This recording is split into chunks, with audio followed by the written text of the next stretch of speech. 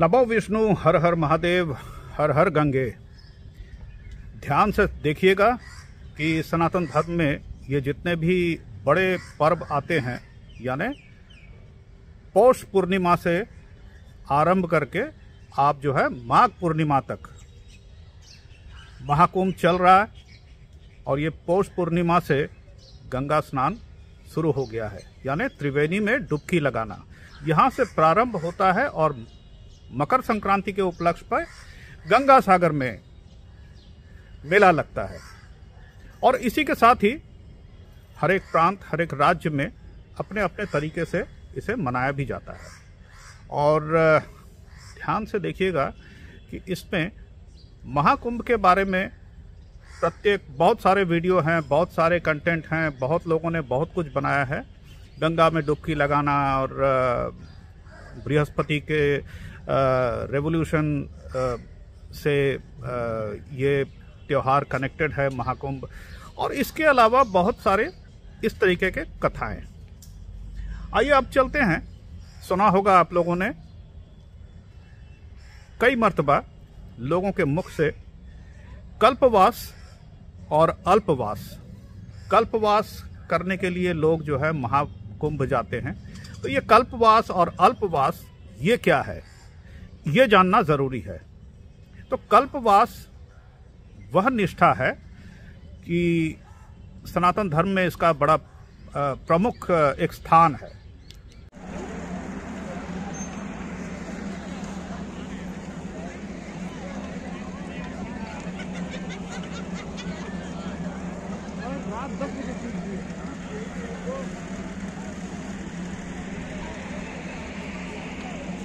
तो महाकुंभ कहाँ हो रहा है?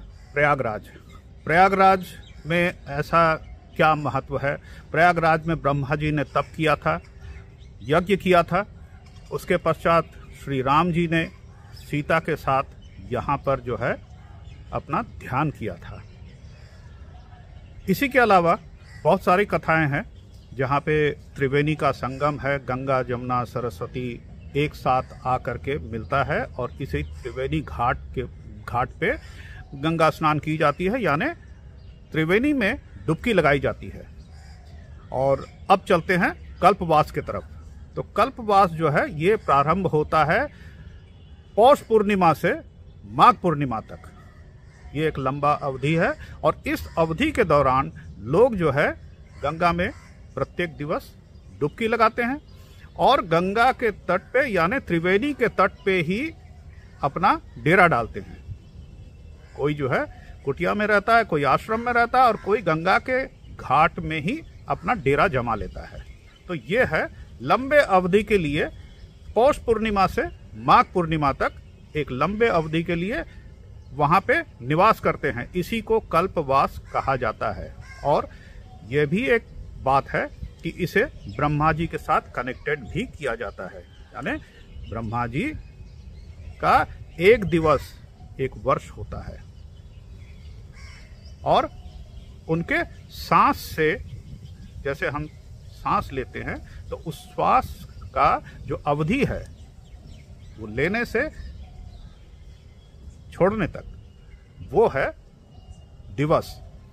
तो ये है कल्पवास। अब आइए अल्पवास के ऊपर। तो अल्पवास क्या है? सामर्थ्य के अनुसार सनातन धर्म के जितने भी अनुयायी हैं जो लंबे अवधि के लिए नहीं टिक पाते हैं, जो लंबे अवधि के लिए नहीं आते हैं, कम समय के लिए आते हैं, एक दिन 2 दिन डुबकी लगाए, गंगा स्नान किया और त्रिवेणी संगम में स्नान करने के पश्चात तरफ बहुत सारे मंदिर हैं, वहां पे उन मंदिरों में दर्शन करते हैं, करके वापस लौट जाते हैं। इसे कहते हैं अल्पवास। तो कल्पवास और अल्पवास दोनों ही आप समझ गए। और इसके साथ अब जो है ये भी जानना जरूरी है कि कल्पवास में करते क्या हैं, क्या करना होता है, ये बहुत ज्यादा जरूरी है। जो भी जातक जातिकाएं कल्पवास करने के लिए त्रिवेणी जाते हैं तो उन्हें करना क्या होता है, ये बहुत प्रमुख है। आस्था, भक्ति और श्रद्धा के साथ जो है गंगा के तट पे वो विराजते हैं और उसके बाद डेरा डालने के पश्चात नदी में पवित्र डुबकी लगाते हैं, यानी त्रिवेणी स्नान करते हैं और प्रार्थना ध्यान का अनुष्ठान वो जो है उसमें सम्मिलित होते हैं। और उसके साथ साथ सत्संग सत्संग आध्यात्मिक प्रवचन और शिक्षाएं भी प्राप्त करते हैं। किनसे?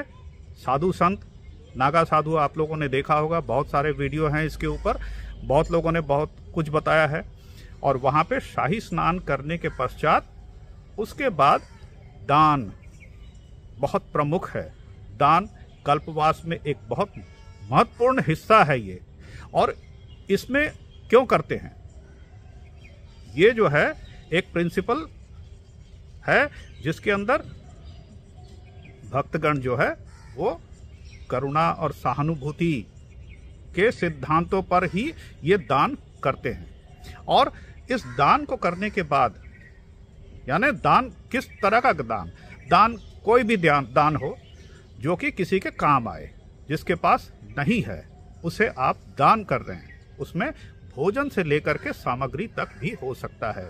और कल्पवास के जो है ये सबसे बड़ा पहचान है कि आपको सादगीवश ही जीवन यापन करना है। कल्पवास के दौरान जो है आप किसी ऐसे स्थान में नहीं रह सकते जहां पे लग्जरी, भोग विलासिता जो है ये सब कुछ त्याग देना पड़ता है।